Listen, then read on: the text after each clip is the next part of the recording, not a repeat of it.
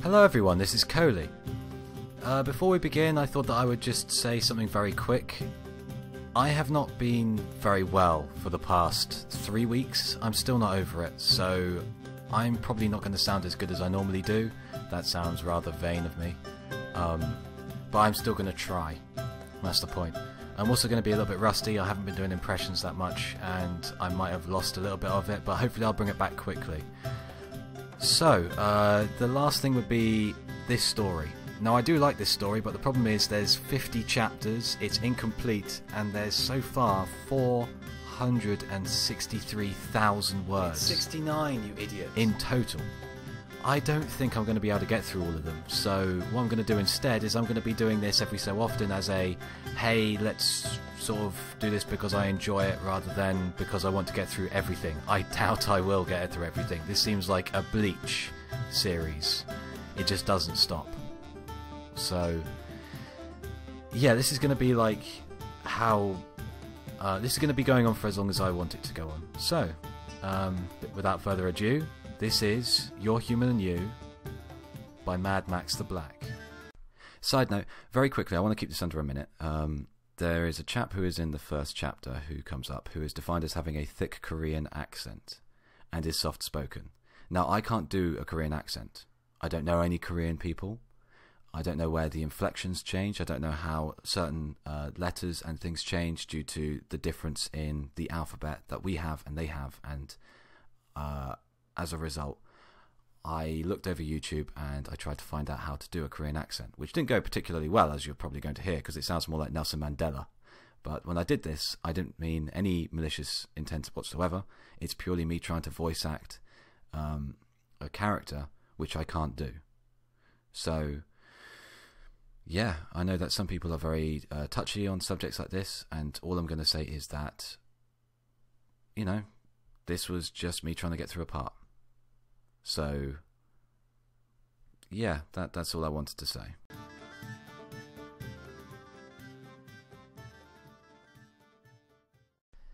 The smell of grease filled my nostrils as I leaned over the hot grill. Sweat dripped from my brow as I hurried to remove the fresh meat, placing it onto its proper tray. Throwing the grease-covered spatula on top of the grill, I walked over and shoved the meat-filled tray into the heat slot under the other meat. After setting the timer, I turned my attention back to the grill. Regular meat is up, I said loudly, trying to be heard over the other noises in the grill area. My manager, Charles, looked back at me from his position at the beginning of the assembly table. We need more nuggets down, Max, he said. He had a thick Asian accent that made it almost impossible to understand him sometimes. It didn't help that he was also fairly soft-spoken. They're going down, I said through gritted teeth, trying to clean most of the excess grease off of the grill. Giving up on getting the grill clean at the moment, I turned and opened one of the freezers located in the grill area. Pulling out 2 bags of nuggets, I tore a hole in the plastic and emptied both bags into a fry basket. I dipped the basket into the fryer and hit the timer. As the chicken nuggets began to cook, I glanced out at the lobby. It was full of customers. The line at the cash registers was wrapping itself around the inside of the restaurant before heading out the door. The line of cars in the drive-through lanes indicated that they too were similarly packed. As I looked out at the sea of people, I groaned inwardly. Another typical Friday in hell, I muttered under my breath, wiping my forehead with the back of my arm. I've got an order for 25 cheeseburgers coming up, one of the order takers in the drive-through yelled, covering his headset with his hand. The entire kitchen staff, including myself, groaned out loud at that. You're going to have to pack them, Charles said before turning back to me. Max, I need regular meat down right away. On it, I said, heading to the proper freezer. Opening the lid, I reached down into the frozen depths, only to find it empty. Cursing, I straightened up. Charles, we're out of regular meat. He looked back at me and swore to himself in Korean. Shiba. Pulling a ring of keys out of his pocket, he tossed them over to me. Head back to the freezer and grab a case, he growled. I caught the keys deftly. As I hurried out of the grill and towards the back of the store, I heard the order takers call back another big order. Who the hell orders 17 Big Macs? I grumbled, picking up the pace. Reaching the freezer door, I began flipping through the keys, looking for the right one. When I found the bugger, I jammed it into the lock and twisted. Yanking the door open, I hurried inside. Glancing around, I shivered as the cold air of the freezer hit my skin, freezing the sweat on my arms and face. As my breath fogged the air in front of me, I hurried from box to box, looking for the one that I needed. Locating the required meat, I picked up the box and proceeded to head back out of the freezer. Putting my back to the door, I pushed against the frozen metal. The door swung open and I stepped backwards. Whoa, what the fuck? I cried out in alarm as my foot fell through nothing. It felt as if the floor had just disappeared out from beneath me. Dropping the box of meat, I flailed my arms around as I tried to regain my balance. I remained suspended in air for a brief moment before falling backwards. There was an immediate flash of blinding light as I closed my eyes in pain. As the light subsided, a burning sensation tore at my throat, causing my eyes to water. It felt as if I had eaten a handful of habanero peppers. As I coughed from the burning sensation in my throat, I tumbled through the air, my arms and legs flailing uselessly. I grunted in pain as I landed on my back with a thud. Blinking tears from my eyes, I tried desperately to regain my vision. Reaching my hand out to push myself up, I felt my fingers slowly sink into something coarse and warm. As my sight returned to me, I glanced down. My jaw dropped as I saw I was currently lying on a pile of sand. Looking around quickly, I saw I was surrounded by sand as far as the eye could see.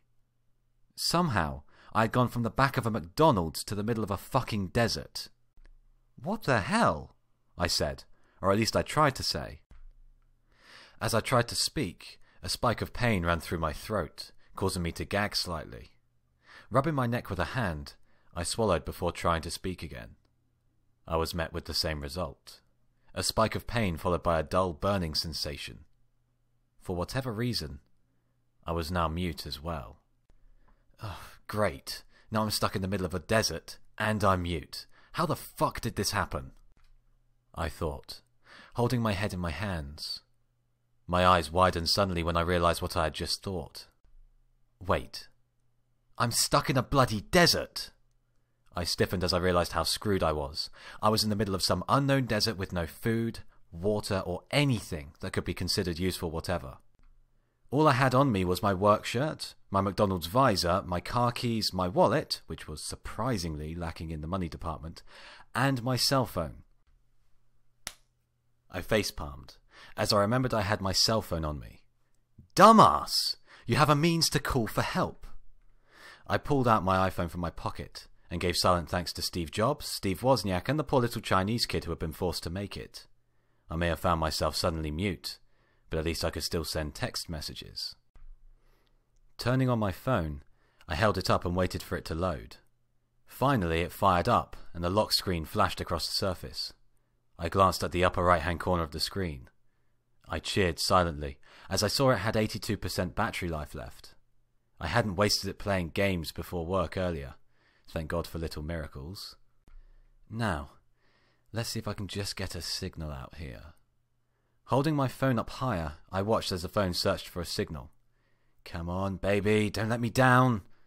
It continued searching for several more minutes before a message saying, "No signal," appeared on the screen. I stared up at it in horror. No signal! Are you shitting me? God damn it, Verizon! The one time I actually need you, and you fail me spectacularly! Dejected, I returned my phone to my pocket. As I sat there depressed, I suddenly became more aware of the scorching sun beating down upon me. Sighing heavily, I stood up and brushed the sand off my legs. Might as well get moving. Don't want to roast out here. Glancing around, I saw sand, and more sand. There was sand everywhere, in all directions. Not a single sign of life.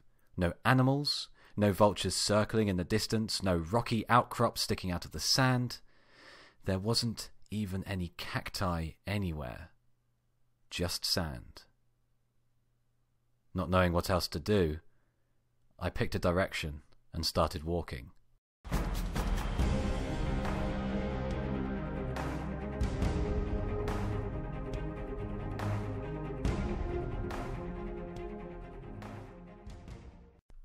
Oh, God. I now know what it feels like to be the meat I cook on the grill. The cruel sun beat down on me as I walked, slowly roasting me alive. I hadn't ever sweated this much before in my life. At least, the sweat I meant was still slightly hydrated. I hadn't had anything to drink recently, my last beverage being a Red Bull several hours before ending up in this hellish landscape.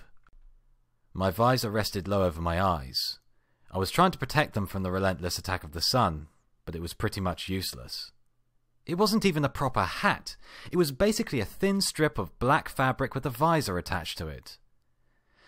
I don't even think that McDonald's thought the hat would have been used for anything besides looks when it came to designing their uniforms. Sand continued to fill up my shoes with each step I took. The gritty texture was starting to get very, very uncomfortable. It was almost like I wasn't wearing shoes at all. Oh, enough of this bullshit! Sitting down, I quickly unlaced my shoes. Ripping them off my feet, I held them in my hands, examining them. Ew! The bottoms of the shoes were coated in a mixture of sand and grease. Trying to swallow down the bile rising in the back of my throat, I tossed my disgusting shoes as far away from me as possible. It wasn't that big of a loss on my part. They were provided to me by the McDonald's Corporation. My sandy, sweaty socks soon joined the shoes. Standing, I grimaced as the sand shifted between my toes. Grumbling, I tried to ignore the sensation as I continued on my way.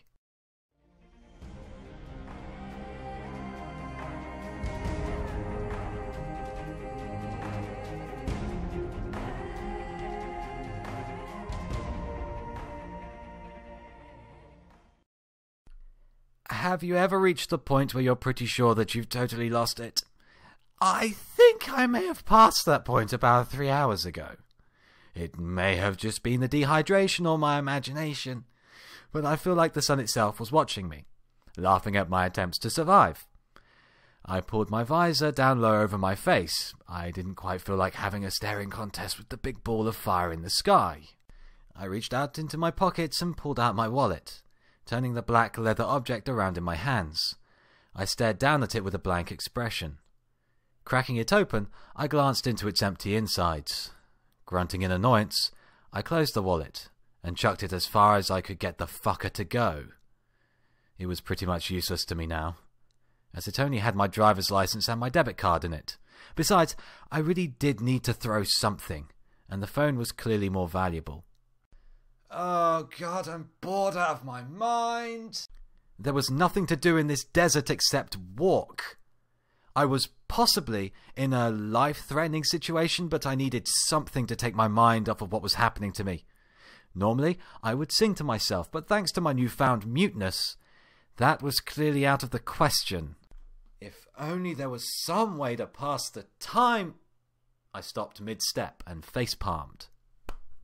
Of course, I had a way to pass the time. I had an iPhone in my pocket that had over 2,000 songs on it. I mean, come on, I wasn't one of those weird people who had over 10,000 songs on their phone. But it had enough to be satisfactory. Fishing around in my pocket for my new best friend, I pulled out my phone with a smile plastered on my face. Already hearing the music in my head, I turned on the device and proceeded to unlock it. As I looked for the music app, I happened to glance up at the battery icon. 35% power? How the hell is it this low already? I was horrified at the rate that I was losing power. It didn't make sense. I hadn't used the phone since I found out that there was no signal here. Oh shit. I cringed as I realized that the phone had been searching for a signal the whole time I had been walking. No wonder the battery had been drained so much. I quickly turned the dying phone off and returned it to my pocket, the smile no longer present on my face. I continued on my way, more sober than I was a few minutes ago. The universe was apparently out to screw me today. As I walked along, the sun continued to watch me, mocking my torment. I could feel my skin slowly beginning to burn as the sun beat down on me relentlessly. I trudged along, dragging my now blistered bare feet through the endless sea of burning sand. I had stopped sweating hours ago, and the inside of my mouth was bone dry. I licked my cracked lips, trying to relieve the pain. I was almost completely out of energy. I had barely any strength left as I pulled myself up yet another sand dune. The sun was starting to set, casting blood-red hues across the sand. I had been wandering around the desert for what felt like hours, but I couldn't tell if I had made any progress towards finding help. No, I mustn't give up hope. Surely I was nearing some kind of shelter. Maybe an oasis, or a cave, or a sinkhole, or something useful. I was snapped out of my daze when my foot struck something hard. I cried out as I fell flat on my face. Coughing and spitting, I sat up and clawed the sand from my eyes. My toes throbbed in pain. Glancing behind me, I spat more sand from my mouth. What the hell did I just trip over? My eyes widened in horror as I saw the culprit. Sticking out of the sand, still covered in a disgusting mixture of sand and grease, were my work shoes. I had tripped over my own goddamn shoes. Despair filled me as I realized I was back where I had originally started. I was basically going around in circles. My scream of frustration echoed across the barren wasteland, unheard by any living creature. All that I achieved was to sap what little strength I had left. The sun was only a few centimeters from the horizon, making my shadow long. Unable to muster enough strength to stand, I just sat there with my head in my hands, crying silently. Wiping the tears from my eyes, I sighed heavily, utterly defeated. I was going to die out here, in this hellish desert, and there was nothing I could do about it. As the sun drew nearer to the horizon, I simply sat there, alone with my thoughts. I was exhausted, hungry, thirsty, and covered with burns. I was stuck in a desert somewhere with no way of getting any help.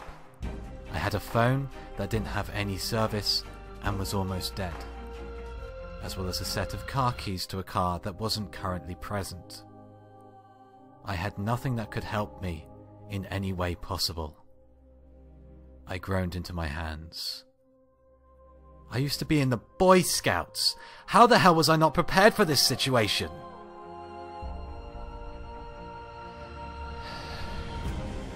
Well, in my defense, I don't think we ever covered being magically transported to a different location on any of our scouting events.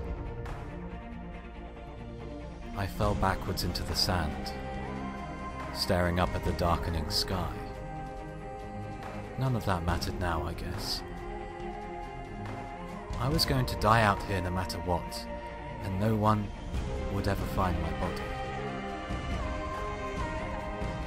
I sighed again, and, closing my eyes, I let the darkness claim me as the sun finally set beneath the horizon, plunging the desert into night.